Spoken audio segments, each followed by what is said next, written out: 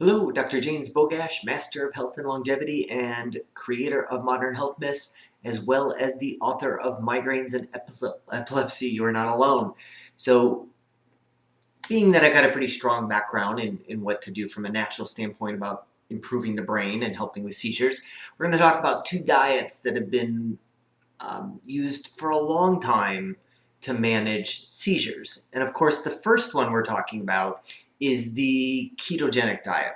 This diet has been used long before medications were used for seizures. The data continues to be very supportive of the ketogenic diet. Despite that, it's usually the last recommendation. Like, well, hey, every drug we've tried has not helped. Let's try diet as the first player. Now, the ketogenic diet doesn't help everybody, but there are some tweaks that can help and make things different as far as the outcomes go.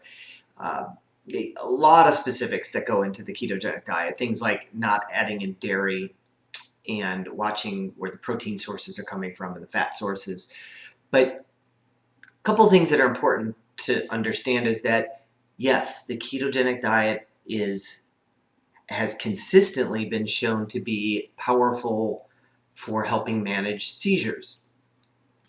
Again, there are tweaks to the diet, but the real challenge is that we don't really even know exactly how it works. So the ketogenic diet comes from the term ketone bodies. When we start burning fat for fuel, one of the things that are produced is ketones.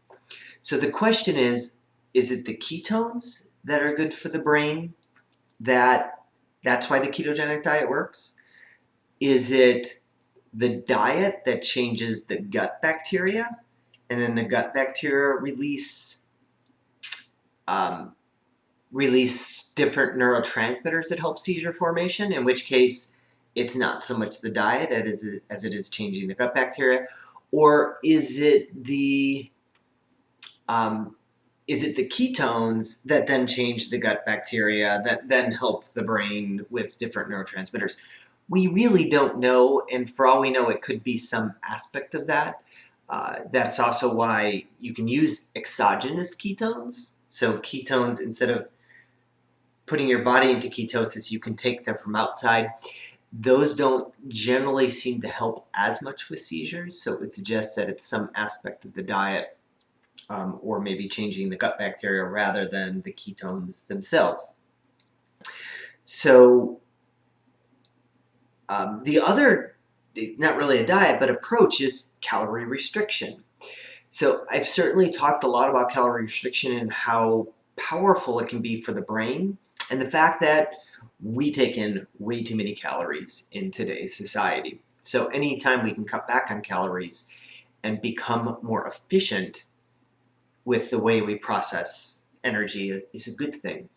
And we've known for a long time that one of the things that calorie restriction does is it improves the way the mitochondria in our cells function.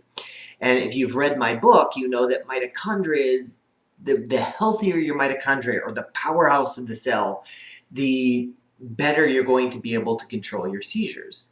So could calorie restriction help by improving mitochondrial function and making the brain function better? It's absolutely realistic.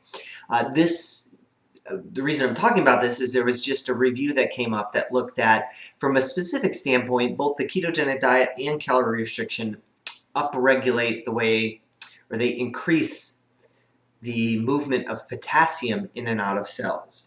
So potassium is very important. Potassium and sodium are very important for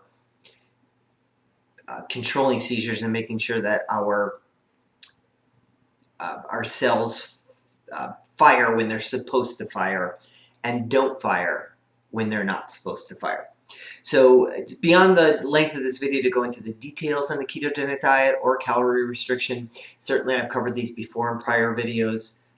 Feel free to post in the comments if you want some more detail. I can certainly lead to some additional resources. But as always, I will post a link to this particular study in the description.